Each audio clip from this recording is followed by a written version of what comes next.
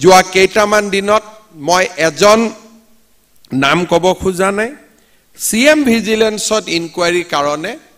এজন পাৰ্টিকুলাৰ অফিচাৰক যোৱা এমাহত আমি ট্ৰেক কৰি আছো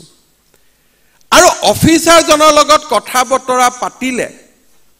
আমি এইটোৱে বুজো যে তেওঁ ড্ৰাইভাৰৰ গুগল পে পিএছৰ গুগল পে এইবিলাকৰ জৰিয়তে টকা পইচা সংগ্ৰহ কৰাৰ এটা কাৰ্টেল তেওঁলোকে নিৰ্মাণ কৰি লৈছে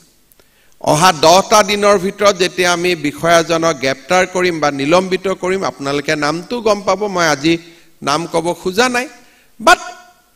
এই যে ব্যৱস্থা and he is a product of transparent system এটো নহয় যে তেওঁ বহুত দিন আগত চাকৰি পোৱা যোৱা 3.5টা বছৰত চাকৰি পোৱা হেহে আজিৰ দিনটো আমি সংকল্পবদ্ধ হোৱাৰ দিন যে আমি সুশাসনৰ আনটো স্তম্ভ আমি নিৰ্মাণ কৰিম স্বচ্ছ নিযুক্তিৰ পিছত স্বচ্ছ শাসন স্বচ্ছ নিযুক্তি it is not an end in itself it is a means to achieve an end যদি স্বচ্ছ নিযুক্তিয়ে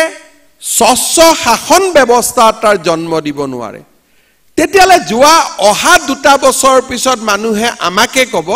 যে স্বচ্ছ নিযুক্তিৰ কি লাভ আছে স্বচ্ছ নিযুক্তিৰ কাৰণেতো কোনোটো চৰকাৰতো দুৰ্নীতি কমা নাই গতিকে আপোনাৰ ধাৰণাটো ভুল আমি পুৰণা ৰাস্তালৈকে উভতি যাম there are already discussion আমাৰ সমাজখনৰ মাজত যে আপুনিটো স্বচ্ছ নিযুক্তি দিছে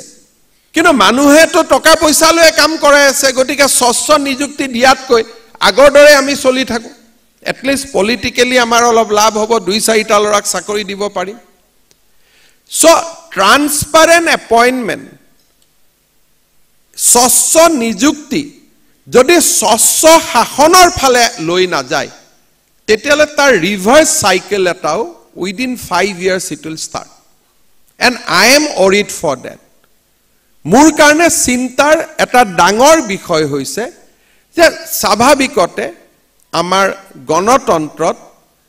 সদায় একেটা সিস্টেম চলি নাথাকে শাসনৰ পৰিৱৰ্তন হয় ব্যক্তিৰ পৰিৱৰ্তন হয় যোৱা 3.5টা বছৰতে নতুন নতুন মন্ত্ৰী আহিছে উপনিৰ্বাচন হৈছে নতুন বিধায়ক হৈছে নিৰ্বাচন হৈছে নতুন সংসদ হৈছে এটা চিন্তাধাৰাক আমি যদি ইনষ্টিটিউশনালাইজ কৰিব লাগে যে নাও ট্ৰান্সপাৰেন্ট এপয়েন্টমেন্ট ইজ বিং ইনষ্টিটিউশনালাইজ ইয়াক আৰু কোনেও চুব নোৱাৰে তাক যদি আমি এচিভ কৰিব লাগে আমি নেক্সট ষ্টেজলৈকে যাব লাগিব হেতু হল স্বচ্ছ শাসন ব্যৱস্থা আৰু স্বচ্ছ শাসন ব্যৱস্থাৰ লগত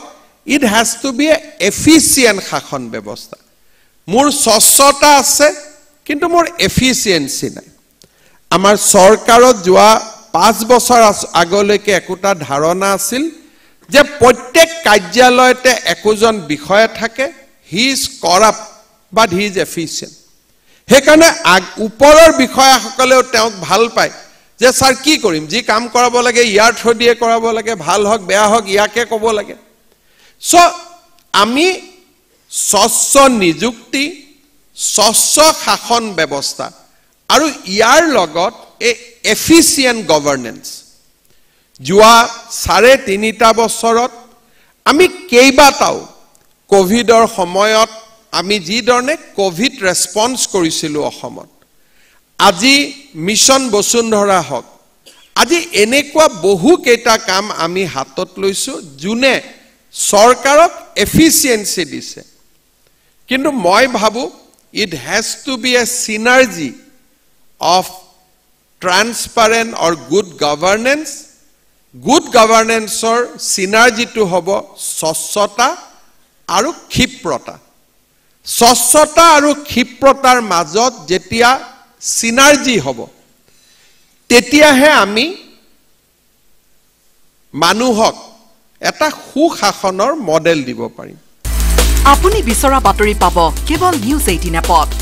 নিউজ 18 এপ ডাউনলোড কৰিবলৈ স্ক্যান কৰক এই QR কোড গুগল প্লে ষ্টৰতো পাব এই নিউজ 18 এপ